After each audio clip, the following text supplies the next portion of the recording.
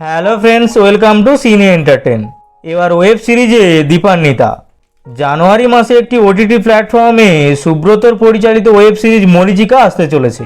এই সিরিজে মুখ্য ভূমিকায় দেখা যাবে জয় সেনগুপ্ত, দীপান্বিতা রক্ষিত, জয়জিৎ বন্দ্যোপাধ্যায়, সুব্রত গুহ রায়, অনুজা রায় আর জিৎ সুন্দর চক্রবর্তীকে। সিরিজের গল্প এরকম: ডক্টর অনির্বাণ সেনগুপ্ত সাইকোলজির প্রফেসর, পাহাড়ে এক ছিমছাম বাড়িতে একাই থাকে।